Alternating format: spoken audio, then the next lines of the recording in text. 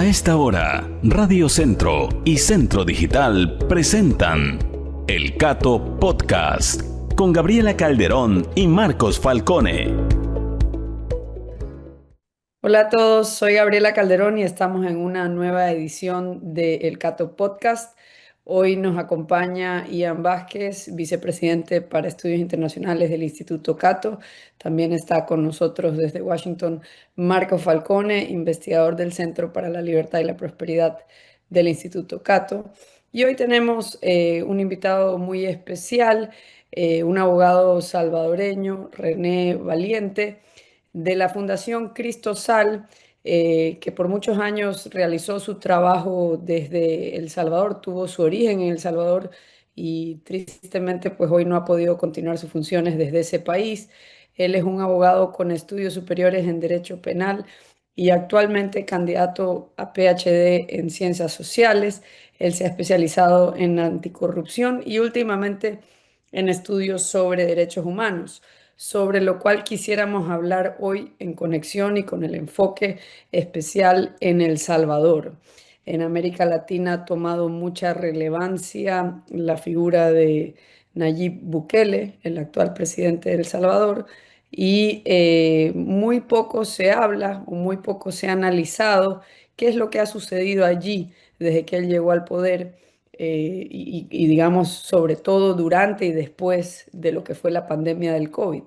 Y con motivo de la reciente publicación por parte de Human Rights Watch y Cristosal de un informe acerca de la notoria cárcel en El Salvador del SECOT, hoy día queríamos conversar con René de por qué esto, digamos, por qué es particularmente relevante este informe y qué es distinto acerca de esta cárcel del SECOT del Salvador. Estás en mute, creo, perdón. Perdón, sí, muchas gracias. Para nosotros es un placer estar con ustedes. Saludos a todos los que nos miran y nos escuchan.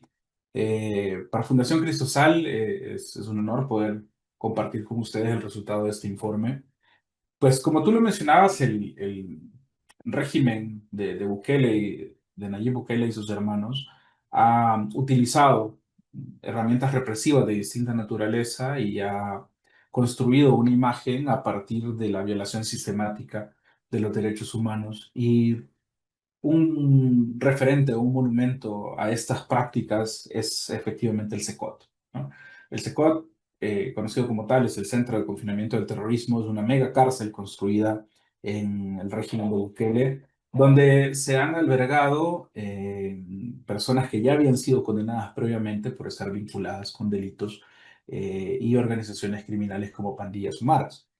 Durante mucho tiempo, nosotros creímos que las condiciones del SECOT eran distintas a las del resto del sistema penitenciario salvadoreño, pero ahora que hemos podido conversar con estos jóvenes venezolanos que estuvieron más de 4 meses en el SECOT y afortunadamente fueron liberados, pues nos hemos dado cuenta que el SECOT también es una parte integral del sistema penitenciario salvadoreño y comparte las mismas dinámicas que vemos en otros centros penales.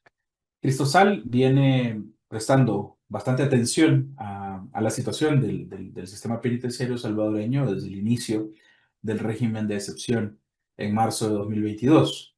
El Salvador lleva ya más de 3 años en un régimen de excepción, en suspensión de garantías constitucionales, lo que ha permitido la captura arbitraria de más de 80.000 personas, lo que convierte a El Salvador ahora a nivel mundial en el país con el índice carcelario más alto, por primera vez en la historia, ¿no? Y eso también se ha visto reflejado en las condiciones de los centros penales. El sistema penitenciario salvadoreño ya era bastante precario antes de la implementación de esta medida, ya tenía problemas serios de violación de derechos humanos y todo esto se ha incrementado y se ha agravado con la implementación de esta medida del régimen de excepción. A partir de marzo de 2022 hemos registrado más de 420 casos de personas que han fallecido estando en custodia del Estado salvadoreño dentro de las cárceles. Ahí tenemos personas que han sido sometidas a violencia directa, torturas, malos tratos, vapuleos. Pero también tenemos personas a las que se les ha prohibido de manera sistemática el acceso a la salud. Personas que ingresaron ya con alguna enfermedad o personas que han adquirido enfermedades dentro del sistema penitenciario y que no han tenido acceso a médicos o a medicamentos. Incluso cuando sus familias han intentado proporcionárselos, les ha sido bloqueado el acceso. Y eso ha derivado en complicaciones de salud y posteriormente en el fallecimiento. Tenemos más de 420 casos que han sido registrados y estos se juntan a más de 3.900 denuncias que tenemos en este mismo periodo respecto de detenciones arbitrarias, malos tratos dentro del sistema penitenciario. Es decir, la situación del sistema salvadoreño es una crisis de derechos humanos, en particular cuando tomamos en cuenta estas instituciones del sistema de justicia. Tristemente, pues esas mismas dinámicas las hemos visto reflejadas ahora en el maltrato que sufrieron estos 252 venezolanos que fueron ilegalmente deportados y que fueron eh, retenidos por más de 4 meses en el SECOT. Este, René, una de las cosas que es muy conocida de El Salvador es que Bukele de alguna manera ha reducido notablemente el nivel del crimen en el país, por lo cual tengo entendido es un presidente que sigue teniendo cierta popularidad alta y ha construido el SECOT, que es una cárcel eh, específicamente para tratar, se supone, con los peores criminales y de manera muy distinta, pero también hasta ahora, hasta el reporte de ustedes, no ha habido mucha transparencia, no se ha sabido en realidad la realidad dentro de la cárcel. Así que la pregunta es, ¿qué es lo que han encontrado ustedes en su reporte? ¿Cuál ha sido su metodología? ¿Y qué es lo novedoso de ese reporte en el contexto de lo que muchos latinoamericanos consideran ha sido un éxito de reducir el crimen en El Salvador? Muy bien, creo que el primer elemento que hay que abordar es el tema de la reducción de la violencia en el país. En efecto, estas medidas que han sido implementadas por el régimen de los hermanos Bukele ha implicado una reducción significativa en la violencia homicida en el país, pero también ha significado un aumento significativo en casos de graves violaciones a derechos humanos cometidas por agentes y autoridades del Estado. Es decir, hay una continuidad de la violencia. Aquellos espacios de violencia que eran cooptados por las pandillas ahora están siendo ejercidos por agentes del Estado. Así que las personas han experimentado en ciertos contextos una transición de estar viéndose afectados a la violencia organizada, a la criminalidad organizada, a las estructuras pandilleriles y ahora estar sometidos a un sistema en el que se ejerce violencia de distintas formas. Los agentes estatales ejercen violencia directa, han capturado más de 80.000 personas y de estas, incluso el Estado ha reconocido que ha capturado más de 7.000 personas inocentes, más las que todavía están detenidas en el sistema penitenciario.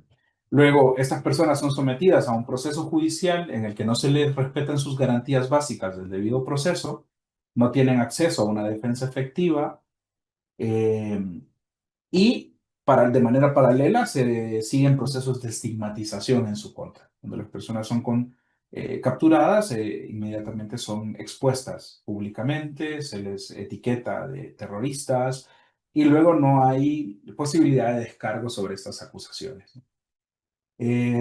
Luego, como les mencionaba al principio, Cristosal ha indagado acerca de la situación dentro de los centros penales desde marzo de 2022, cuando inicia el régimen de excepción. Sin embargo, no habíamos podido encontrar una sola persona que hubiera sido liberada del SECOT. Lo único que conocíamos de lo que ocurría dentro del SECOT era lo que se publicaba a través de los mecanismos de propaganda estatal. Y ustedes pueden verlo, que el SECOT tiene una función comunicacional muy fuerte. En el SECOT no entran familiares a ver a sus familiares presos, no entran abogados a atender a sus clientes detenidos, pero entran youtubers, influencers, entran políticos estadounidenses y de otras nacionalidades, personas que son seleccionadas y son expuestas a un escenario ya planificado, un escenario muy armado, una puesta en escena, ¿verdad? Si ustedes hacen un recuento acerca de las imágenes que se han publicado del interior del SECOT por parte de cuentas oficiales, van a darse cuenta que siempre son las mismas personas las que aparecen y son los mismos escenarios los que aparecen, ¿no? Porque estaba todo muy bien cuidado para mostrar esa imagen de brutalidad en la que el régimen vende este sufrimiento y vende esta crueldad como si se tratase de justicia, ¿no? Luego, tú mencionabas un poco acerca de la efectividad para el combate a la delincuencia y el combate a la violencia, ¿no? Y si bien una forma de verlo es la disminución de los índices de violencia homicida en el país, la efectividad de los sistemas de justicia se mide en la capacidad de brindar respuestas de calidad y de acceso a la justicia a las personas. Es decir, si tú eres víctima de un delito, la eficacia del sistema penal se va a medir en cuanto tenga la capacidad de resarcir el derecho que ha sido transgredido y te permita tener acceso a la justicia, es decir, ver reconocido la afectación, ver reconocido a la persona que ha sido responsable de esto y que exista un proceso de resarcimiento. En El Salvador, en 3 años hay 85.000 personas que no tienen juicio. Hay 85.000 personas, más de 85.000 personas que están detenidas con un proceso que sistemáticamente van alargando para evitar llegar a la fase plenaria del proceso y por lo tanto, pues no podemos hablar de eficacia de un sistema penal que en más de 3 años ha sido incapaz de condenar a una sola persona. Y luego, sobre las condiciones nuevas o novedosas que hemos conocido en el SECOT, retomando lo que ya había mencionado antes, el SECOT parecía, teníamos la idea la teoría construida de que el SECOT era más bien un aparato comunicacional, en el que las condiciones eran distintas a las del resto de centros penales. ¿Qué condiciones hemos visto en el resto de centros penales que creíamos que no se replicaban en el SECOT? Torturas, vapuleos sistemáticos, día tras día, de las personas que están ahí detenidas, privación de acceso al agua. Hay personas con enfermedades graves adquiridas y complicaciones de salud severos por no tener acceso a suficiente agua o agua de calidad o suficientemente limpia. Luego, el tema de la alimentación, el acceso a la salud, como ya lo mencionaba antes, incluso torturas. Vemos también una incomunicación absoluta. Las familias no tienen acceso a ver a sus familiares que están detenidos ya algunos por más de 3 años. También los defensores tienen esos mismos problemas. Y nosotros creíamos que estas condiciones no se replicaban en el SECOT. Ahora bien, gracias a los testimonios de estos jóvenes venezolanos que fueron liberados, hemos podido confirmar que el SECOT presenta muchas de estas mismas dinámicas y son, al parecer, acciones coordinadas por el Estado que se replican en todos los centros penales. Las personas fueron recibidas ahí con la amenaza de que no iban a volver a salir, que la única forma de salir era en una bolsa de cadáveres. Ese mismo discurso se replica en otras cárceles de El Salvador. Luego los vapuleos diarios en 3 momentos específicos, por la mañana cuando se pasa lista, por las tardes antes de dormir y en los momentos previos o posteriores a ciertas visitas. Esas dinámicas se ven presentes en el resto de centros penales en El Salvador y también se han replicado en el SECOT. Creo que uno de los principales elementos que debemos destacar de este informe es que nos ha permitido tener un vistazo cierto y de primera mano de lo que ocurre dentro del SECOT y cómo esto es un reflejo de lo que pasa en todo el sistema penitenciario salvadoreño.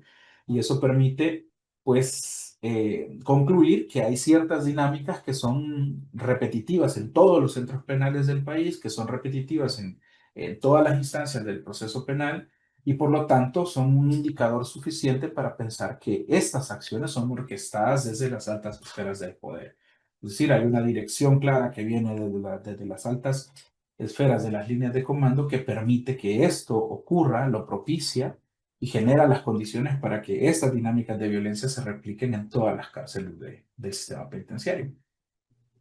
René, más allá del SECOT específicamente, Ujú, vos decías que una de las cosas que ahora ven replicadas en el SECOT, pero que veían en otros centros, son las torturas, por ejemplo, ¿no? ujú, Y vemos, bueno, denuncias de las torturas, pero también vemos, o por lo menos yo veo a veces en las redes sociales, celebraciones de las torturas, ¿no? Gente que dice, bueno, sí, se lo merecen, han sido torturados, bueno, eso está bien, ¿no? Lo cual indica una situación muy preocupante previa, ¿no? Entonces, ujú. ¿cómo nos puedes explicar cómo se llega a esa legitimación de la tortura, si se quiere, más allá de la propaganda que hoy se ve desde el Estado salvadoreño? ¿Cómo se fermenta, o sea, cómo se fermenta el hecho de que la respuesta sea la violencia institucionalizada? El hecho de que la Ujú. violencia se traslade desde el sector privado, si se quiere, al sector público. O sea, se ha concluido en El Salvador que es imposible combatir la criminalidad sin ejercer violencia institucionalizada. Sí, la narrativa oficial ha construido una dicotomía falsa de que para lograr seguridad tiene que ceder en derechos, que los derechos humanos son un obstáculo para lograr seguridad. Y eso se ha logrado a través del uso sistemático del discurso de odio y de procesos de deshumanización que terminan generando reacciones negativas en el público respecto de las personas que están sufriendo estos vejámenes. Eh, y eso tristemente lo hemos visto replicado en el caso de los venezolanos. Si tú te fijas, se construyó antes de la deportación, se construyó una imagen alrededor de estas personas. Se dijo que todos eran miembros del Tren de Aragua, se dijo que todos estaban condenados, se dijo que todos eran criminales peligrosos y luego se dijo que todos eran terroristas y que por lo tanto estas personas que estaban planteando una amenaza significativa para los Estados Unidos debían ser enviados al- a un lugar donde fueran recluidos y terminaron en el SECOT. Cuando analizamos caso a caso y consultamos fuentes oficiales y realizamos un proceso de contrastación de fuentes, vemos que los datos cuentan una historia completamente diferente. Más de bueno, prácticamente la mitad no tenían ni siquiera antecedentes penales. Y únicamente 8 individuos de 252, lo que equivale a un 3%, tenían antecedentes penales por delitos violentos. El resto tenía algunos antecedentes penales, por ejemplo, por infracciones de tránsito o cuestiones no vinculadas a estructuras criminales que tal vez podrían ser pues delitos revestidos de alguna gravedad, pero que no estaban vinculados o no automáticamente los vinculan a esa imagen que ha sido construida de ellos. Pues esa misma dinámica la vemos en El Salvador. En El Salvador se acusa sistemáticamente a las personas y se crea un piso paralelo en el que hay un proceso de estigmatización y de descrédito que primero intenta destruir la reputación de las personas, intenta destruir la imagen y generar esa visión del enemigo, ¿no? De la alteridad, ¿no? El otro. El enemigo está planteando una amenaza para la población y se construye una imagen del enemigo respecto de las personas que están siendo sometidas al proceso. La verdad es que en El Salvador también ocurre lo mismo.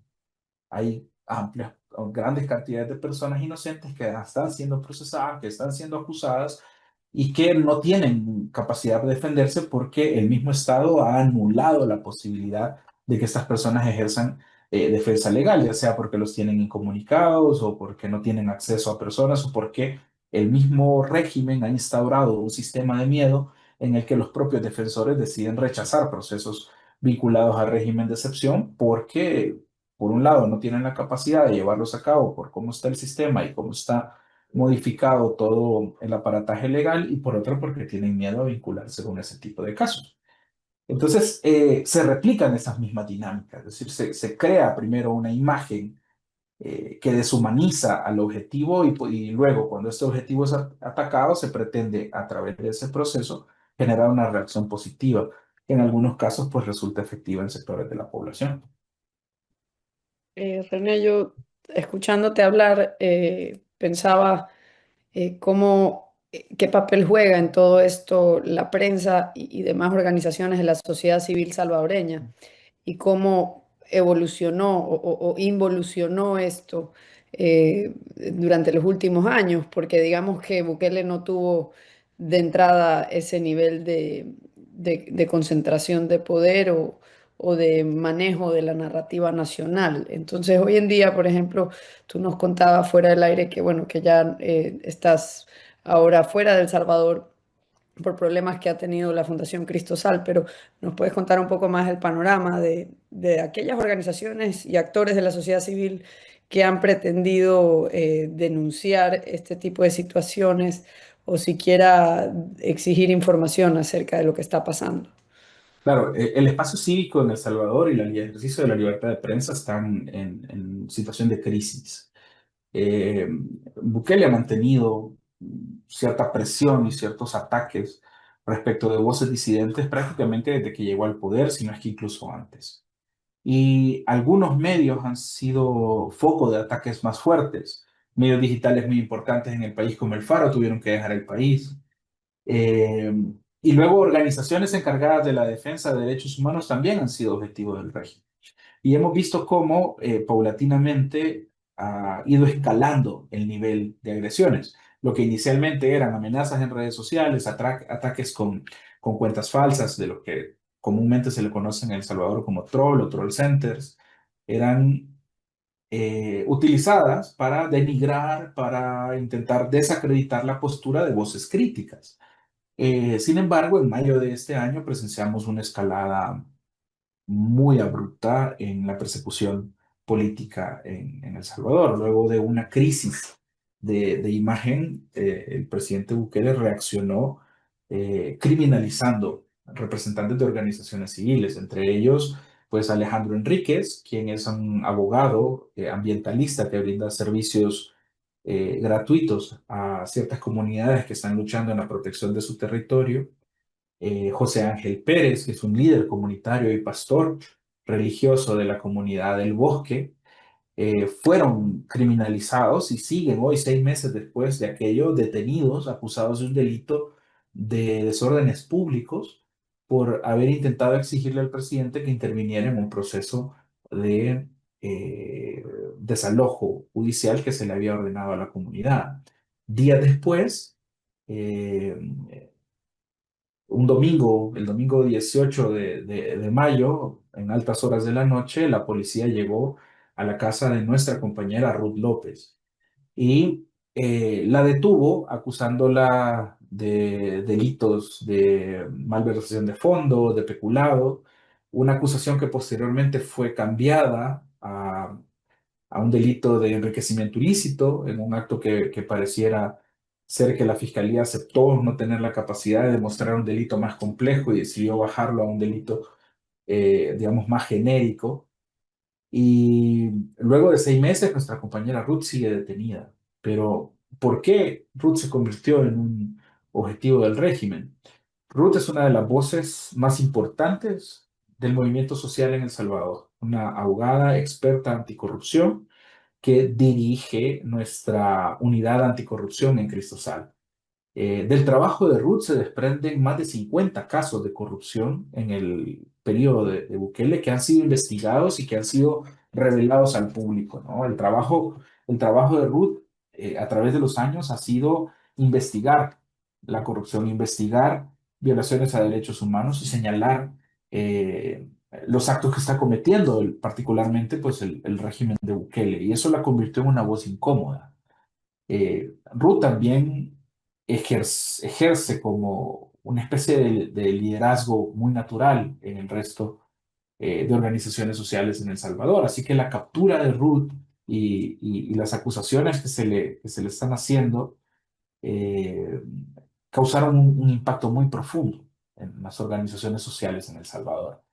Ahora, pues 6 meses después, sigue estando incomunicada, está incomunicada de su familia, incomunicada de su equipo legal, pese a que organizaciones internacionales han reconocido lo injusto de las acusaciones, como por ejemplo Amnistía Internacional, que ha declarado el caso de Ruth como una prisionera de conciencia, o otras organizaciones. Recientemente recibió el premio Magnitsky como defensora de derechos humanos y ha recibido reconocimientos internacionales Y también la Corte Interamericana de Derechos Humanos ha emitido medidas cautelares en las que ordena al Estado salvadoreño revisar esa detención, revisar el aislamiento y verificar que se cumplan los derechos humanos y las garantías procesales de Ruth. Sin embargo, la reacción estatal que hemos podido apreciar no ha sido orientada al cumplimiento de esas medidas, ¿no? Ruth sigue detenida con la incertidumbre si se va a realizar o no un, una audiencia en estas fechas próximas. El proceso está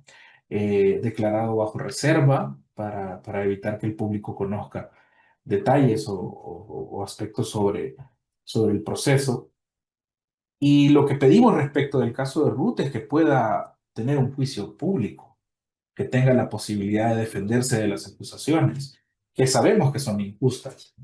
El caso de Ruth es un caso de criminalización del disenso, es un caso de criminalización de voces críticas y ha sido criminalizada específicamente por su labor como defensora de derechos humanos y como investigadora anticorrupción en El Salvador. Tristemente, como les mencionaba, el caso de Ruth no es un caso aislado, sino que se debe entender en el contexto de esta escalada de persecución política en El Salvador, que días después de la captura de Ruth, por ejemplo, implicó también la captura de Enrique Anaya, un abogado constitucionalista muy reconocido en El Salvador, cuyo único mal fue defender públicamente el caso de Ruth. Apareció en una entrevista televisiva criticando el proceso, defendiendo la inocencia de Ruth, y 4 días después fue detenido y criminalizado por un delito, si no me equivoco, de lavado de dinero y activos o algo parecido. Un caso que también ha sido declarado bajo reserva.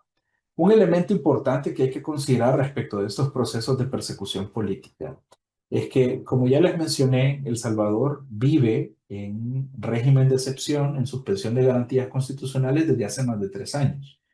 Se justifica que esas medidas eran únicamente para aplicarle a los procesos judiciales de pandillas por ciertos delitos en particular, extorsiones, homicidios, violencia particularmente vinculada a pandillas. Sin embargo, en todos estos casos de criminalización política que les acabo de mencionar, el Estado salvadoreño aplicó las reglas del régimen de excepción y amplió los plazos para que las personas tuvieran que esperar hasta 15 días antes de tener su audiencia inicial y siguen aplicando esos plazos excepcionales que supuestamente en el marco legal que el propio Estado ha establecido debería aplicar únicamente para casos vinculados a pandillas o de violencia, que justifica la emisión del régimen de excepción, ¿no? Y eso es una muestra de cómo pues, el régimen de los hermanos Bukele se ensaña respecto de aquellas personas que considera objetivos políticos o voces incómodas. Y pues esta situación se ve también flanqueada por la aprobación reciente de una ley denominada Ley de Agentes Extranjeros, un instrumento de control, ¿no? Para gobernar las acciones de las organizaciones sociales en El Salvador, que con un amplio nivel de discrecionalidad le permite al Estado decidir qué organizaciones pueden continuar trabajando y qué organizaciones no. Esto imponiéndoles cargas tributarias altas, de un 30% de los ingresos de las organizaciones que siempre que tengan financiamientos extranjeros, pero también imponiendo la capacidad de multar a estas organizaciones sociales hasta con $250,000, ¿no? En un proceso carente de garantías en el que gobierna la discrecionalidad, y por ello consideramos que la ley de agentes extranjeros, más de ser un cuerpo normativo, digamos, ordinario, es un instrumento de control que anula la capacidad de las organizaciones para trabajar en el país y las obliga a someterse a lo que el régimen considere apropiado, ¿no? Y las mantiene en una constante vigilancia de sus acciones para intentar pues evadir esas consecuencias negativas que se les imponen y se les ponen como amenaza. Entonces las organizaciones sociales están trabajando ahora con la mordaza de que, aparte de que pueden ser criminalizados, tienen una carga administrativa enorme respecto de la ley de agentes extranjeros que prácticamente podría anular la capacidad de cualquier organización de seguir funcionando en El Salvador. Por ello les mencionaba al principio que el espacio cívico en El Salvador está en una situación de crisis. Tenemos más de 100 personas que han dejado recientemente el país, 33 de ellos defensores de derechos humanos. Tenemos más de 100 personas vinculadas a medios de comunicación, periodismo, trabajo comunitario, organizaciones sociales que están fuera de El Salvador con temor a regresar por el miedo que impone pues, toda esta situación que les he relatado respecto de la persecución política en El Salvador. Los estados de emergencia típicamente se usan por los regímenes para ejercer control y que van más allá de lo que inicialmente se dice que justifica el estado de excepción, como tú acabas de decir. ¿Hay algún indicio de que cuándo se puede acabar este estado de emergencia en El Salvador? Y de hecho, cuéntanos un poco de lo que ocurría en El Salvador durante la pandemia respecto al trato de la gente, etcétera, porque yo creo que la pandemia fue usada alrededor del mundo, sobre todo por regímenes autoritarios, eh, para ejercer mayor control sobre la sociedad, vulnerar los derechos de las personas y en muchos casos fue un ejercicio de ver hasta dónde pueden empujar estos sistemas de control, ¿no? Yo no sé cómo interpretas esa fase de la pandemia, de esa fase del gobierno de Bukele. Sí, es importante considerar que Bukele ha ejercido el poder ya hoy en su séptimo año, primero elegido constitucionalmente y luego reelecto inconstitucionalmente. Y una buena porción de este periodo que ha estado en el poder lo ha ejercido con exceso en los poderes de emergencia. Primero, al inicio de su primer periodo, con el tema de la pandemia, como tú lo has mencionado, y luego, a partir de 2022, con un régimen de excepción que implicó que los salvadoreños fueron a las urnas, incluso limitados en sus garantías constitucionales, y logró la reelección en ese contexto de represión, ¿no? y de anulación de garantías y de derechos constitucionales. Ahora bien, la pandemia fue el primer ejercicio de limitación de garantías constitucionales de manera generalizada que vimos en El Salvador.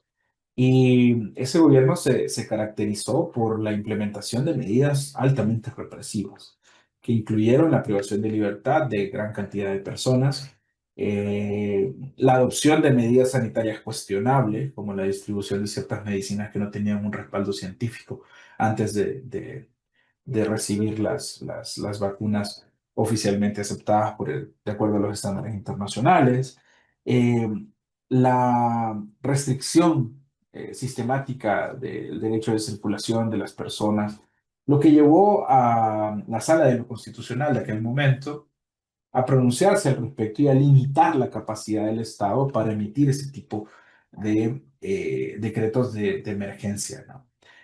Obligó al Estado a repensar esa vía y a respetar la Constitución respecto de todas esas personas que estuvieron, como lo he mencionado, privadas de libertad en condiciones cuestionables, incluso de insalubridad, durante muchísimo tiempo. Es decir, la Sala de lo Constitucional lo que hizo a través de procesos de habeas corpus fue detener privaciones de libertad que el Estado estaba realizando con la excusa de llevar a cabo medidas sanitarias respecto del COVID, pero que servían para atropellar los derechos de las personas y no consideraban la dignidad de los individuos dentro de la adopción de esas medidas. Ese fue como el primer aviso sobre el abuso de las medidas de los poderes de emergencia, ¿no? De acuerdo al Sistema Internacional de los Derechos Humanos, estas medidas están reconocidas. Es decir, es posible que existan condiciones sociales que justifiquen una limitación de derechos temporal y sometida a ciertos criterios de proporcionalidad para salvaguardar la seguridad y los derechos de la mayoría, pero estamos hablando de condiciones excepcionales, limitadas a periodos cortísimos y exclusivamente amarrados a la necesidad y la proporcionalidad de proteger a la población. Hablamos de situaciones vinculadas, por ejemplo, a un huracán, un terremoto, un conflicto armado, grave conmoción social, es decir, elementos o situaciones esporádicas que justifican actuar de manera inmediata para salvaguardar los derechos de la mayoría. Sin embargo, lo que estamos presenciando, y ya no solo en El Salvador, porque esto se está convirtiendo peligrosamente en un modelo que se replica en distintas partes del mundo, lo que presenciamos es un abuso absoluto de los poderes de emergencia. Temporalmente, proporcionalmente y en términos de justificación, no se cumplen los estándares internacionales. Sin embargo, El Salvador sigue como un régimen de excepción implementado desde hace más de 3 años y medio. El mismo camino sigue, por ejemplo, Honduras, que estuvo este fin de semana en elecciones generales y hubo mucha incertidumbre respecto de si el régimen de excepción seguía o no seguía vigente, porque pese a que hubieron medidas legislativas y judiciales orientadas a eliminar la vigencia del régimen de excepción, pues las medidas siguieron siendo aplicadas de facto por las autoridades. Entonces, esta relativización de los estándares democráticos de gobierno y este auge del abuso de los poderes de emergencia, sin duda, es algo a lo que debemos prestarle atención, porque estas medidas autoritarias son contagiosas. Como se aplican en un país, cuando uno ve que se pueden utilizar de manera impune, es muy fácil que otros sigan ese mismo camino y es lo que estamos viendo en Centroamérica. Luego, el régimen de excepción en El Salvador ya ha traspasado, digamos, todos los límites lógicos, jurídicos, conocidos y ha servido como una excusa para mantener un mecanismo represivo del Estado.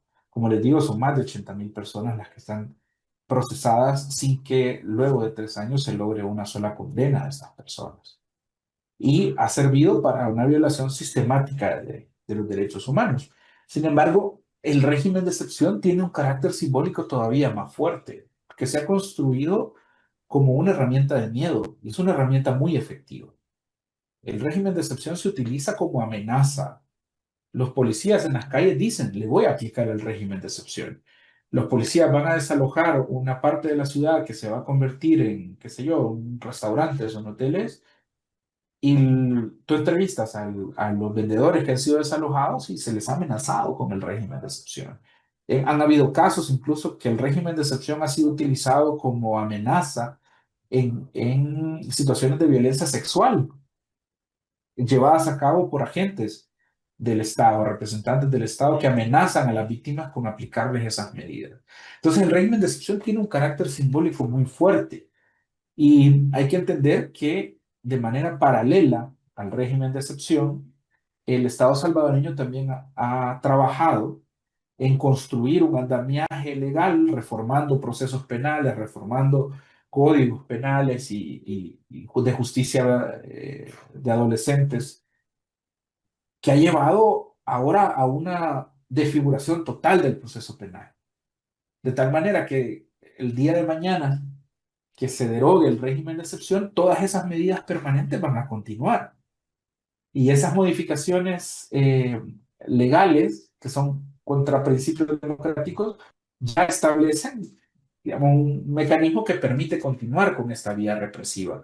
Así que, más allá del discurso, digamos, es muy cuestionable el efecto que podría tener dejar de utilizar el régimen de excepción, porque ya el mismo Estado ha construido pues, un aparato legal que le permite seguir violando derechos amparado en esa misma norma. Y todo esto ha sido posible gracias a que pues, el régimen de Bukele tiene un control absoluto sobre todos los poderes del Estado. Es decir, en mayo de 2021, que obtuvo la mayoría en la Asamblea Legislativa, el mismo día que tomó posesión la Asamblea Legislativa, de manera inconstitucional, destituyeron a todos los magistrados de la Sala de lo Constitucional, el máximo tribunal legal en el país. Y esa misma noche impusieron figuras sin seguir el procedimiento constitucional, impusieron una propia sala de lo constitucional.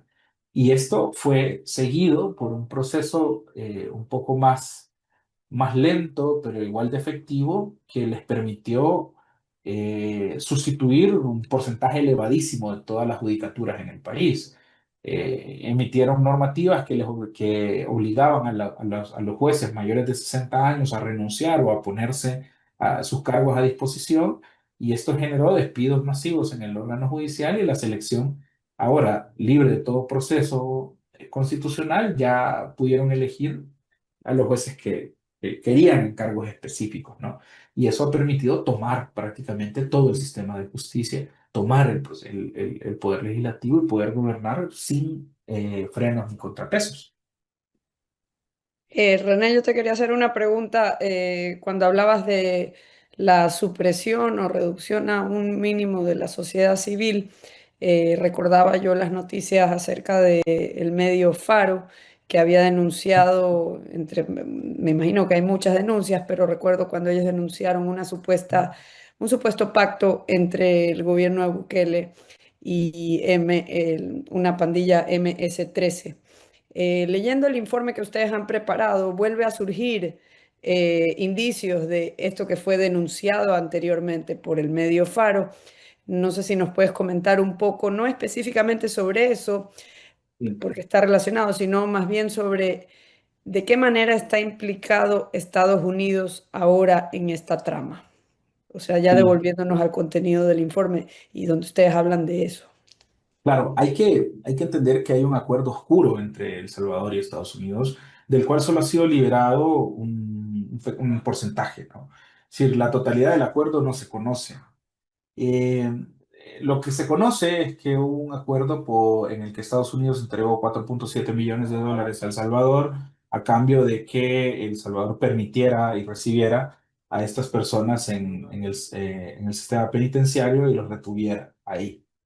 Sin embargo, hay aristas no públicas de este acuerdo. Por ejemplo, medios como El Faro, como tú lo has mencionado, han desvelado y documentado y probado que existen acuerdos paralelos a lo que se ha hecho público, y entre ellos El Faro logró documentar la participación de uno de los hermanos del presidente Nayib Bukele en negociaciones con altos funcionarios del gobierno de los Estados Unidos, en el que ofrecía incluso un descuento respecto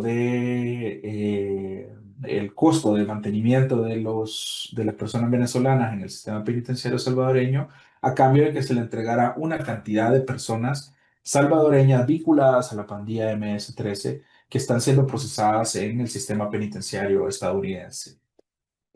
Una muestra de ello es que una de esas personas ya fue devuelta a El Salvador, que es un pandillero de apodo El Greñas. Es uno de los líderes de la pandilla ya mencionada. Eh, ¿Por qué es particularmente grave esto? Porque en el caso de esa persona que fue devuelta a El Salvador, eh, el fiscal general de los Estados Unidos buscó la manera de retirar los cargos contra esa persona por motivos políticos. Es decir, esto desvela que existe un acuerdo entre ambos países para llegar a este resultado, ¿no? Eh, Luego, el Faro también publicó una serie de videoreportajes en las que personas directamente involucradas en esas negociaciones declaraban cuáles eran los objetivos de esos acuerdos, ¿no? Y cómo agentes del gobierno salvadoreño negociaron para una reducción en la violencia, y particularmente en la violencia homicida, como contraprestación de apoyos políticos en los sectores en que dominaban estas pandillas, en sectores populares, particularmente del área de San Salvador. Es decir, es un hecho conocido y demostrado por la prensa que hubo acuerdos y negociaciones entre el gobierno salvadoreño y las pandillas. Muestra de ello es un pandillero que se denomina el Krug, que siendo requerido por autoridades estadounidenses y estando condenado a más de 40 años en El Salvador, cumpliendo una pena en el sistema penitenciario salvadoreño, fue requerido en extradición por Estados Unidos. La Corte Suprema de Justicia, ya controlada por esos funcionarios impuestos por el régimen de Bukele, denegó la petición de exilio de esa persona y posteriormente esa persona apareció libre en México, donde fue capturada por autoridades mexicanas y luego deportada a Estados Unidos. Ahora bien, como una persona que está cumpliendo una pena en el sistema penitenciario salvadoreño aparece en tercer país y especialmente cuando el requerimiento de extradición ya había sido conocido y denegado por la Corte Suprema salvadoreña. Medios han indagado sobre ese tema y han derivado en el hecho de que incluso agentes del Estado salvadoreño proporcionaron los medios para que esta persona dejara el país, proporcionando dinero e incluso armamento para que esta persona pudiera transitar hacia otro país. Todo esto muestra la existencia de una negociación oscura de la cual todavía no conocemos todos los detalles, pero que tenemos una imagen bastante clara de lo que ha ocurrido y cómo se logró esa reducción tan significativa de la violencia en El Salvador. Luego, hay que entender cuál es el rol de Estados Unidos en todo esto. Y es curiosamente que es a partir de la validación que recibe el gobierno de Bukele por parte de la administración de Trump que se incrementa la persecución política y se incrementa hay una escalada en la violencia hacia las organizaciones sociales y hacia las organizaciones y medios de comunicación en El Salvador. Es decir, los procesos de criminalización, persecución política y que han derivado en el exilio iniciaron una vez, fueron recibidas, ¿no? Esa validación de las políticas del gobierno de Bukele por parte de la administración de Trump. Y eso se refleja en el acuerdo fue suscrito y que derivó, pues volviendo al tema, en la deportación ilegal de esos 252 jóvenes venezolanos a El Salvador. Es curioso que ambos estados han pretendido lavarse las manos respecto de su responsabilidad en ese acuerdo y en la situación completa, ¿no? De las personas que sufrieron esos vejámenes, cuando la verdad es que los dos países son responsables de manera coordinada de lo que les ha ocurrido. Es decir, ellos han intentado tirarse la pelota entre uno y el otro. La administración Trump dice que las torturas no han ocurrido en su territorio y Bukele dice que no estaban sometidos a su jurisdicción, sino que estaban a la jurisdicción de Estados Unidos, cuando en realidad ambos países son responsables. No se trata de determinar quién es el responsable, sino cuál es el nivel de responsabilidad de ambos países, ¿no? Materialmente, pues el gobierno de Estados Unidos cometió la expulsión de estas personas, violó las garantías del debido proceso. Muchos de ellos tenían todavía pendientes audiencias judiciales a las que no pudieron acudir porque ya habían sido trasladados a El Salvador. Y luego el hecho material de tener personas sobre su custodia en el SECOT también genera responsabilidades para el presidente Bukele. Estas personas fueron sometidas a actos de tortura, vejaciones, de ataques físicos, incluso ataques sexuales dentro del sistema penitenciario. Fueron privados del acceso a agua suficiente y limpia, comida adecuada.